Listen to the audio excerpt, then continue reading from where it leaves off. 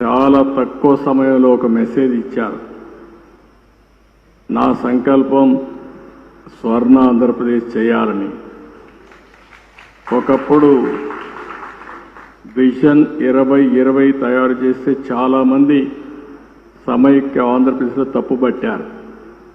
కానీ ఆ విజన్ ఈరోజు యథార్థ రూపాన్ని చూపించే పరిస్థితి వచ్చింది.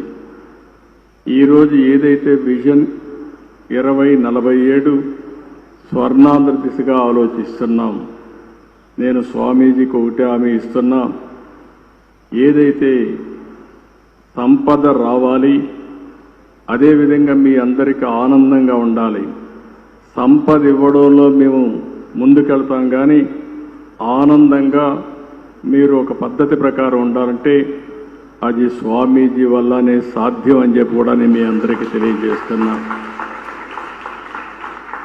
ఎప్పుడు కూడా యథార్థాన్ని చెప్పే పరిస్థితిలో ఉండాలి. స్పిరిచువాలిటీ కూడా మనకు ఉండాల్సిన అవసరం ఉంది. అదే సమయంలో భగవంతుడు ఆశీస్సులు కూడా మనకు ఉండాల్సిన అవసరం ఉంది. ఆ భగవంతుడికి దగ్గర చేర్చే వ్యక్తే మన పూజ్యశ్రీ స్వామీజీ అని చెప్పి కూడా నేను మీకు తెలియజేస్తున్నా.